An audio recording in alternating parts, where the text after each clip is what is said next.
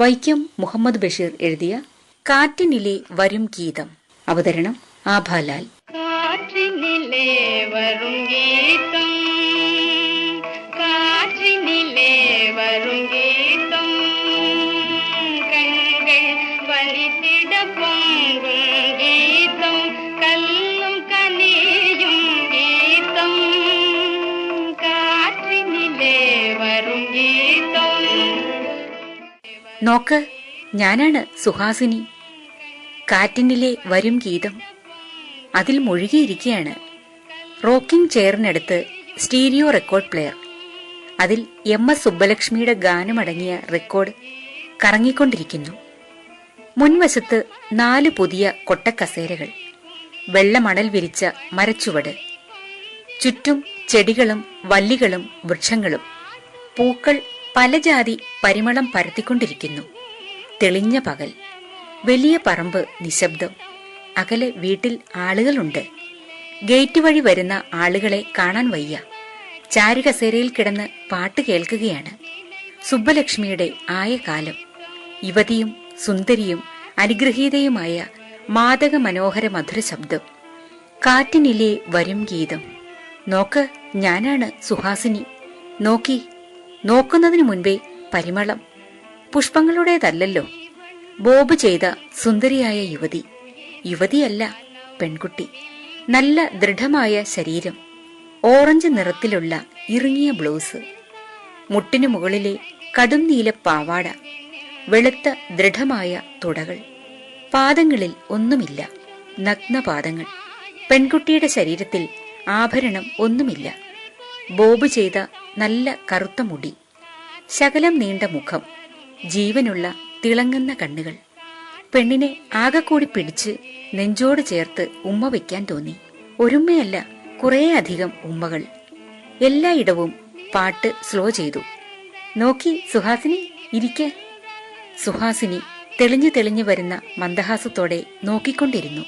2 ഗ്ലാസുകളിൽ ചായ ഒഴിച്ചിട്ട് ഒന്ന് സുഹാസിനിക്ക് കൊടുത്തു. സുഹാസിനി ചായ കുടിച്ചുകൊണ്ട് തറച്ചല്ല, കൂടുതൽ കൂടുതൽ പ്രകാശമാനമാകുന്ന തങ്കപ്പുഞ്ചിരിയോടെ നോക്കിക്കൊണ്ടിരുന്നു. എന്നെപ്പറ്റി എന്താ തോന്നുന്നത്? സുഹാസിനി എന്തു ചെയ്യുന്നു? പഠിക്കുന്നു.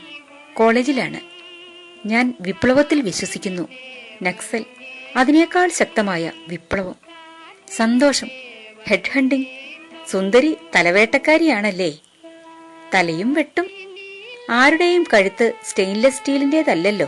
വെട്ടിയാൽ ആരുടെയും തല താഴെ വീഴും. സുന്ദരി സുഹാസിനിയുടേതടക്കം. എന്റെ തല വെട്ടുമോ? കരയാൻ പോകുന്ന പോലെ. ഞാൻ തലവേട്ടക്കാരനല്ലല്ലോ. സുഹാസിനിക്ക് ആളെ വെട്ടിക്കൊന്നിട്ട് സുഹാസിനിയുടെ പരമസുന്ദരമായ കൈപ്പത്തി ചുടുചോരയിൽ മുക്കി വെള്ളച്ചുമരിൽ പതിക്കാൻ ആഗ്രഹമുണ്ടോ? എന്റെ ആഗ്രഹം അതൊന്നുമല്ല. പിന്നെ എന്താണ്? പറയാം. എനിക്കൊരു പൂവ് തരുമോ? മുല്ലപ്പൂവോ പിച്ചിപ്പൂവോ ജമന്തിയോ റോസാപ്പൂവോ? എന്ത് വേണമെങ്കിലും സുഹാസിനി. എനിക്കൊരു ചുവന്ന റോസാപ്പൂവ്.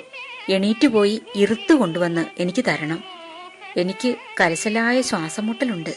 2 അടി വെച്ചാൽ നെഞ്ചു വാ പൊളിക്കും. ശ്വാസം തന്നെ നിന്നുപോകും. പിന്നെ 1 മിനിറ്റ് ശക്തിയായി ശ്വാസം വലിച്ച് നോർമലാകണം. പിന്നെ എനിക്കറിയാം, കണ്ണുകളിൽ കാറ്ററാക്ട്.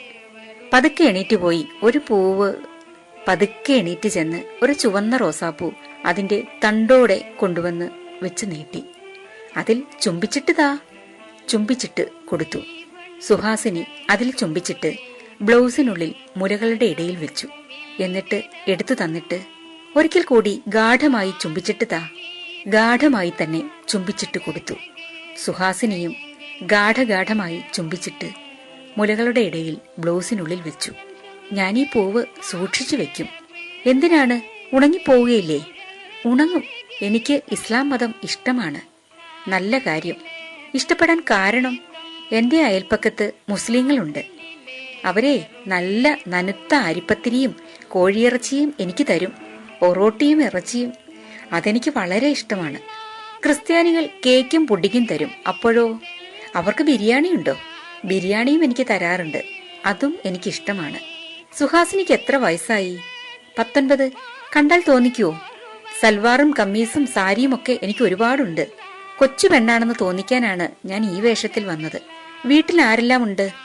അച്ഛൻ ബാങ്ക് മാനേജർ, അമ്മ ഗൃഹഭരണം, അനിയത്തി പഠിക്കുന്നു, ടെറസ് ബിൽഡിംഗ്, ടിവിയും റേഡിയോയും ഉണ്ട്. കാറുണ്ടായിരുന്നത് വിറ്റു, പുതിയ കാറിന് ഓർഡർ കൊടുത്തിട്ടുണ്ട്. അത് കിട്ടുമ്പോൾ ഞാൻ കാറ് കൊണ്ടുവരാം. വീടിനടുത്ത് ഒരു മലയുണ്ട്, ഞാൻ അതിന്റെ ഉച്ചിയിൽ കയറിയിരിക്കാറുണ്ട്. മനോഹരമായ കാഴ്ച. നമുക്ക് മലയിൽ കയറിയിരിക്കാം. എനിക്ക് കയറാൻ സാധിക്കുകയില്ല. മലയൊന്നുമല്ല, കുന്ന്. ഞാൻ കൈപിടിച്ച് കയറ്റാം. വീണു മരിച്ചാലോ? ചുമ്മായിരി, ഞാൻ താങ്ങി പിടിച്ചോളാം. സുഹാസിനിയുടെ വീടിരിക്കുന്ന പുരയിടം എത്ര? 1 ഏക്കർ. തെങ്ങുകളും മാവും പ്ലാവും ഒക്കെ ഉണ്ട്. ടിവിയിലെ വാർത്ത വായിക്കുന്ന ബോബ് ചെയ്ത തലക്കാരിയെ കണ്ടിട്ടാണല്ലേ സുഹാസിനി ബോബ് ചെയ്തത്? അതൊന്നുമല്ല, വിപ്ലവം. എന്ത് വിപ്ലവം? സമൂല വിപ്ലവം. എല്ലാം സമത്വ സുന്ദരം. ബുദ്ധി, സൗന്ദര്യം, ശക്തി എല്ലാം സമത്വ സുന്ദരമാക്കുന്നത് നന്ന്. അതിനു മുൻപ് സുഹാസിനിയെ തൂണിൽ പിടിച്ചു കെട്ടി തുടകളിൽ 12 അടി അടിച്ചു പൊട്ടിച്ച സ്ഥലങ്ങളിൽ മുളകും ഉപ്പും അരച്ചു പുരട്ടുകയും വേണം. കണ്ടാൽ ഇത്ര ഹൃദയകാഠിന്യമുണ്ടെന്ന് തോന്നുകില്ല. ഞാൻ പാവമാണ്. എന്നിട്ട് പിന്നെ എന്നെ അടിച്ചു കൊല്ലാൻ? എല്ലാവർക്കും ആഹാരവും പാർപ്പിടവും വസ്ത്രവും ഒക്കെ വേണം. ജീവിതം ആകെ സമത്വ സുന്ദരം എന്ന് പറയണ്ട. പ്രപഞ്ചങ്ങളിൽ എന്ത് സമത്വം, എന്ത് സുന്ദരം! സുഹാസിനിയെപ്പോലെ സ്ത്രീലോകം സുന്ദരമാണോ? കോങ്കണ്ണികളും കോന്ത്രം പല്ലികളും തനി വിരൂപകളുമില്ലേ? അതൊക്കെ കറക്റ്റ് ചെയ്യാമല്ലോ. പ്ലാസ്റ്റിക് സർജറി ഇല്ലേ? ഉണ്ടല്ലോ. ബുദ്ധിയും ശക്തിയും സൗന്ദര്യവുമൊക്കെ പ്ലാസ്റ്റിക് സർജറി മൂലം. മൂരാച്ചിയാണ്. അതെ, ഇന്റർനാഷണൽ മൂരാച്ചിയല്ല, ലോക്കൽ മൂരാച്ചി. ഞാൻ പോയി ഭാര്യയെ പരിചയപ്പെട്ടിട്ട് വരാം. അവരെന്നെ കൊല്ലുവോ? സുഹാസിനി പോയി. കാറ്റിനിലെ ഗീതം ആദ്യം മുതൽ വെച്ചു.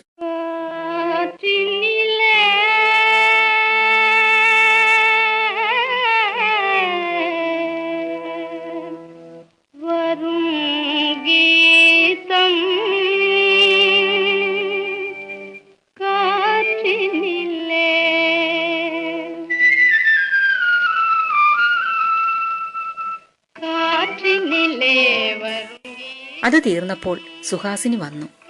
അവര് നല്ല കൂട്ടത്തിലാ. എനിക്ക് ഉപ്പ് നോക്കാൻ തന്നു, ഇറച്ചി. 1 കഷ്ണം ഇറച്ചിയും 1 കഷ്ണം ഉരുളക്കിഴങ്ങും തന്നു. ഇറച്ചിയും റൊട്ടിയും ഇവിടെ കൊണ്ടുവന്ന് തരും, എനിക്കും തരും. നല്ല പ്രിപ്പറേഷൻ. വയറിയാണെന്ന് തോന്നുന്നു. വയറുമുണ്ട്. ഞാൻ സാഹിത്യകാരിയാണ്, പ്രസംഗിക്കുകയും ചെയ്യും. എന്റെ എല്ലാ യോഗ്യതകളും ഞാൻ അവരോട് പറഞ്ഞു. അപ്പോഴാണല്ലേ ഉപ്പ് നോക്കാൻ തന്നത്? ഞാൻ ചോദിച്ചു. സാഹിത്യകാരി എന്ന് പറഞ്ഞത്? കവിത എഴുതും, കുറേ എഴുതിയിട്ടുണ്ട്. ചെറുകഥയും നോവലും എഴുതാൻ ഉദ്ദേശമുണ്ട്. എന്റെ കവിത എന്റെ കാമുകൻ എന്ന് പറഞ്ഞിട്ട് തല ചരിച്ച് മന്ദഹാസത്തോടെ നോക്കി. ഞാനൊരു കാര്യം പറയട്ടെ. ചുമ്മാ പ്രേമമൊന്നുമല്ല, ഉത്കടമായ പ്രേമം. ആ യുവതിയെ താങ്കൾ കല്യാണം കഴിക്കുമോ? ആ യുവതിയെ ഭാര്യയാക്കുമോ? ആ യുവതി എവിടെ? ദാ മുന്നിലിരിക്കുന്നു. ഞാൻ തന്നെ, സുഹാസിനി. ഷോക്കൊന്നും ഉണ്ടായില്ല. സന്തോഷം തോന്നി. കാറ്റിനിലെ വന്ന ഗാനം ഇത് 60 കൊല്ലം മുൻപ് കേൾക്കേണ്ടതായിരുന്നു.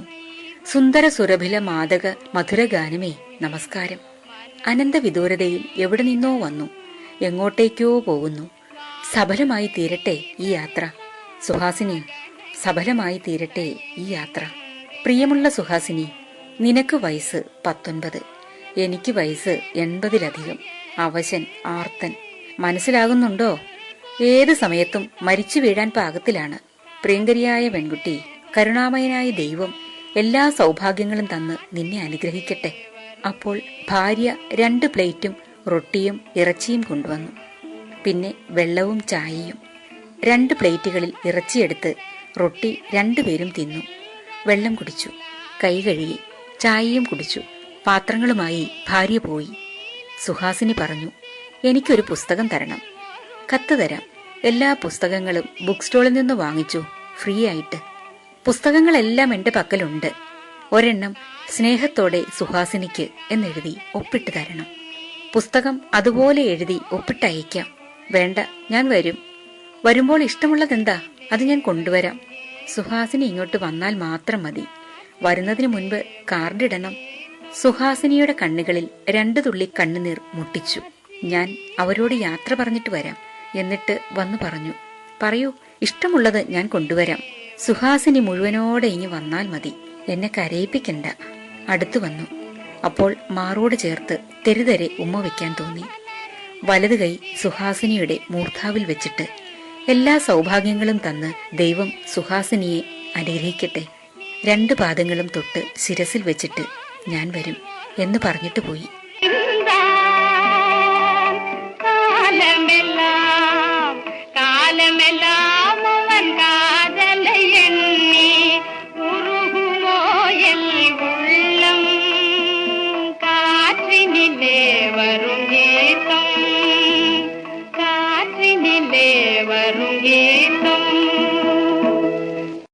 സുഹാസിനിയുടെ ഗന്ധം.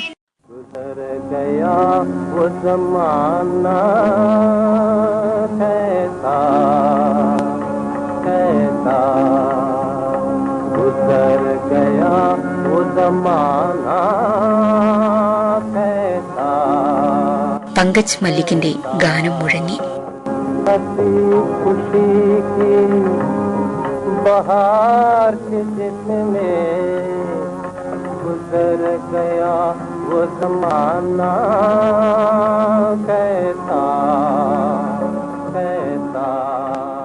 വൈക്കം മുഹമ്മദ് ബഷീർ എഴുതിയ കാറ്റിനിലെ വരും ഗീതം. അവതരണം ആഭാലാൽ.